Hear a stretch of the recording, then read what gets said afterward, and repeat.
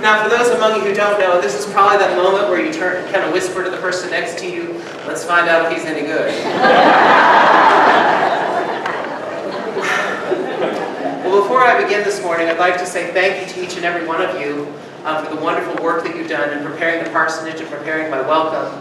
Barley is absolutely upfront and aflush with dog toys. And let's just say that bathtub with the jets is the first one I've ever had. And I like it a lot. So I'd especially like to say thank you. I know she's here, but Connie Ellison and your team, you did a marvelous job, Connie. Let's show Connie.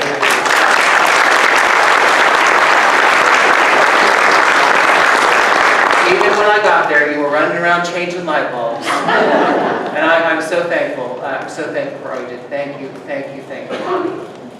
I have to tell you, my home church has a tradition of they're Methodists, so they receive new pastors too. And in my home church, which is called Frankton United Methodist Church, I brought you a picture actually. That's my home church. And we sometimes, when the new pastor comes, we do what's called a pounding. Has anyone ever heard of pounding? Sometimes even newlyweds, they do this. Everyone comes to the parsonage at an assigned time, and they bring a pound of something. So one person will bring a pound of flour, and the next person will bring a pound of sugar, a pound of nails, and it's all to help furnish the pantry of the new parsonage, and that's just something they do. So people get really creative with it. One woman brought a pound sign, like one of those little decorative things she got married to. For those of you under 25, a pound sign is what we call a hashtag if you're old. And, yeah, one woman brought a pound cake. I love that woman, Mrs. Drake. She can't bake. I tell you the truth, she has brought some real nightmares to church dinners. But her pound cake is a thing, it's something to behold. Y'all, it's so heavy. It's like one of those, you know, those old door stops they used to have that are made out of lead and iron and painted with lead paint. It tasted like that too, actually.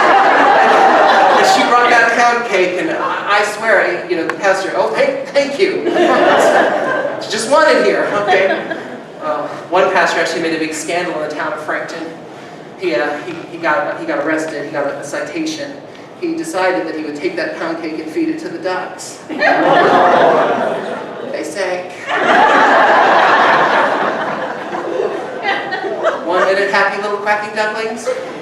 Next minute burial at sea. Anyway, you're not supposed to kill ducks with pound cake, so he got a citation. Went all over the town. No, I'm just kidding you. She does make bad pound cake, though, y'all. So today, in our scripture story, we hear the story of Ruth. And it starts out with a little joke too, but you probably didn't catch it. It says that the story begins in the town of Bethlehem. And for those of you who don't know, Bethlehem actually means the house of bread. And how does the story begin? But with famine in the house of bread, right? And this is ancient Hebrew wordplay. They love to do little things like that, slipping into the text. And what do you have but a woman and her two sons and her husband, and they fled the famine in Bethlehem, and now they're living in a foreign land. They're living in Moab. And they're surrounded by people who are Moabites, and they're living in this place trying to eke out an existence until the famine ends. And while they're there, Naomi's husband, Elimelech, dies. Now, in this particular culture, in this ancient time, women who had no husband would be given to their first son and their second son to be taken care of. But wouldn't you know it, as the story continues, her two sons marry Moabite women. And then both of her sons die as well. Now, what this means in the ancient world is nothing more and nothing less than economic disaster. You see, even up until the late 1800s, even in Great Britain, women were not allowed to be landowners.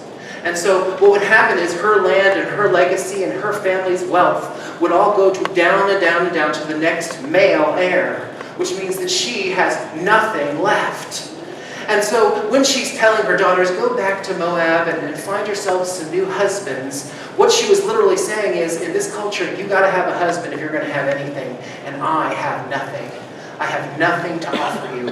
Even if I gave birth to a son tonight, are you going to wait around for him to grow up? go back and make the best life you can. I am going to return to my homeland. Now, I think we might miss what she's really saying here. In order for her to travel back to Moab, she's got to travel hundreds of miles, and we've already discussed she has absolutely nothing. So what does it mean for her that she's saying she's going to return to her homeland alone? It means she's going to undertake a dangerous journey even in the best of times. But keep in mind, she has nothing. She literally believed she was just going out into the wilderness to die herself. And so her two daughters grab a hold of her, and they love upon her, and they let her know that she's cared for. And then what does Naomi say? But no, just go back. And one of them does. And frankly, who can blame her? It's probably the best economic decision she could make. But Ruth holds on to Naomi, and it says that she won't even let her go. And she says these words, and I'm going to say it in King James because it's prettier. Whither thou goest, I will go. Whither thou lodgest, I will lodge. Your people shall be my people, and your God shall be my God. Where you die, I shall die also, and there shall I be buried. May the Lord deal with me, be it ever so severely, if not but death, separate me from thee. Now we all know that first commandment where you don't take the Lord's name in vain. And if you look at your scriptures, if you look in your Bible, you'll notice that in this text, the word Lord probably has a different kind of font on it. The letters look different. And the reason is because Ruth actually used here God's own divine name. This was actually an ancient way of sealing a contract. It meant that if she breaks this contract, she's calling down upon herself all the curses of God. If I don't do as I say for you, Naomi, if I don't stay with you through thick and thin, may God deal with me, pour out all his curses upon me. May the Lord deal with me, be it ever so severely, if not but death, separate me from thee. And so they head off, and they head all their way home.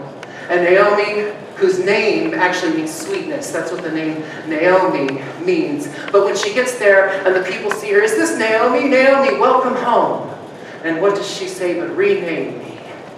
Rename me, call me Mara, which is an ancient Hebrew word which means bitterness.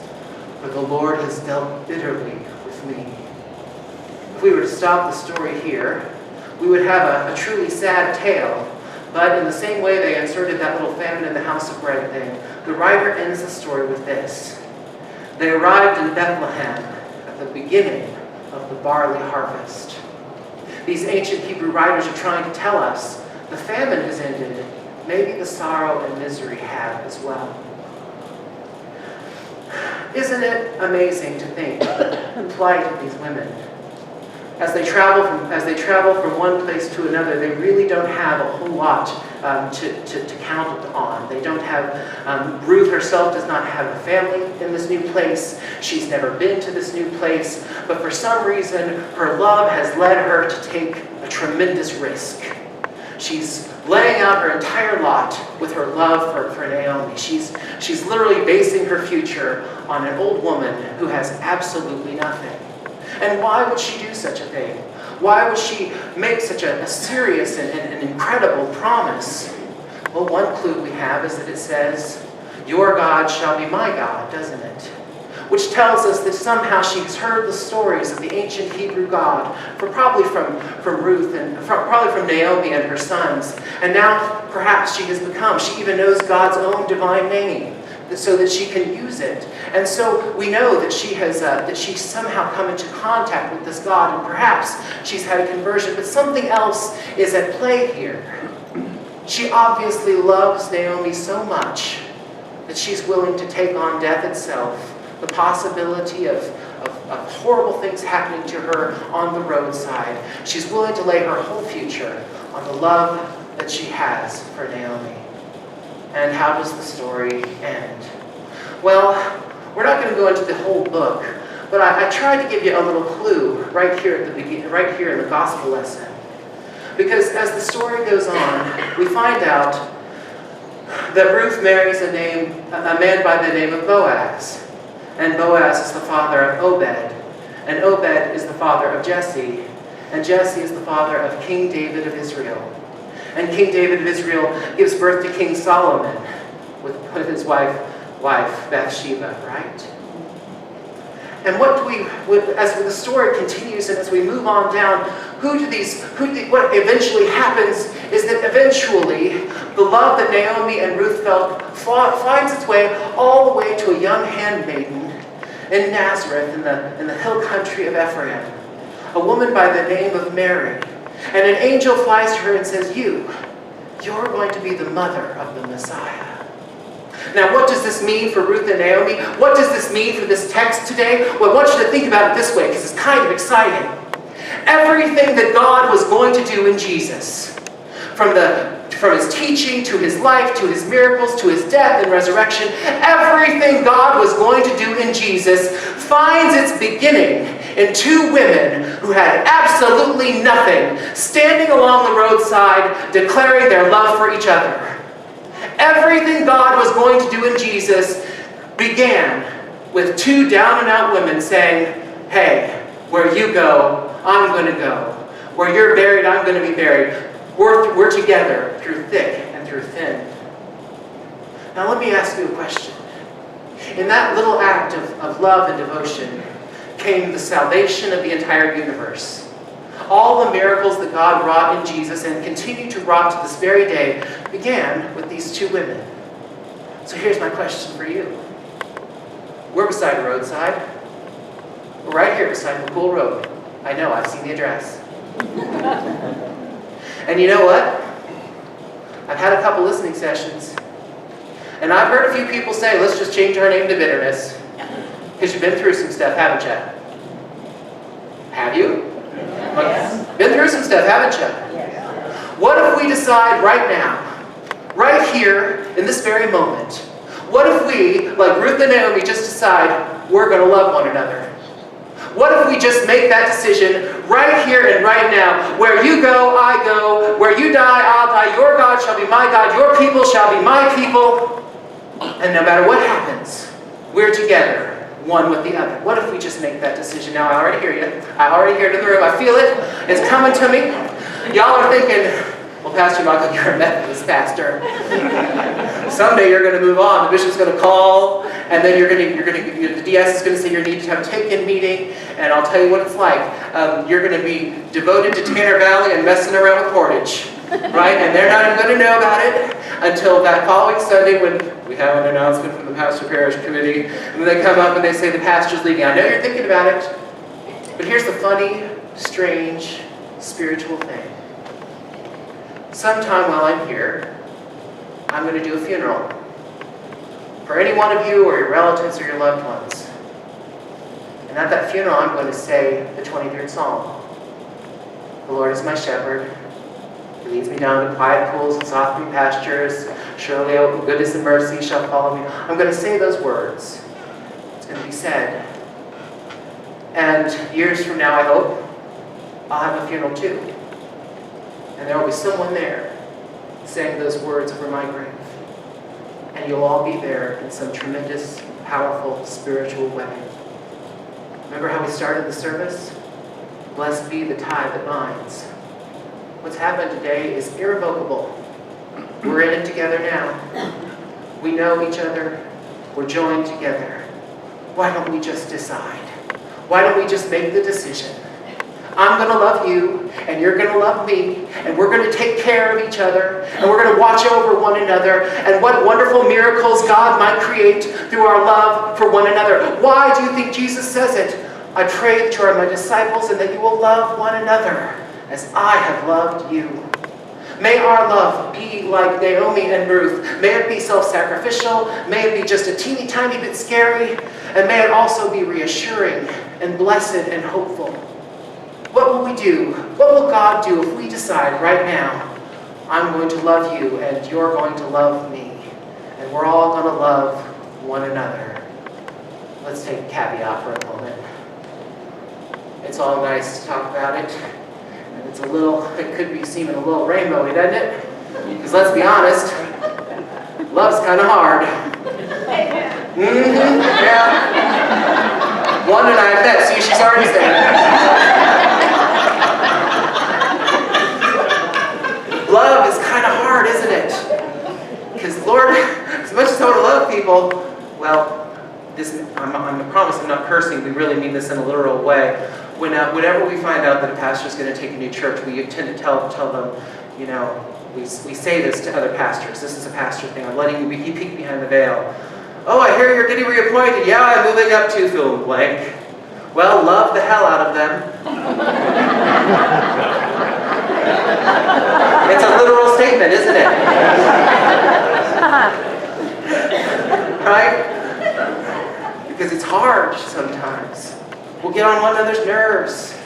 And I'll do something wrong, and I got a squeaky voice. It's all going to work out, though, because we've decided. It wasn't easy for Ruth and Naomi either, was it? Ruth's decision brought her tremendous, tremendous difficulty. I mean, imagine what it would be like to arrive in Israel knowing that you're a Moabite. I bet you she wasn't welcome at many potlucks. But eventually, the story unfolds.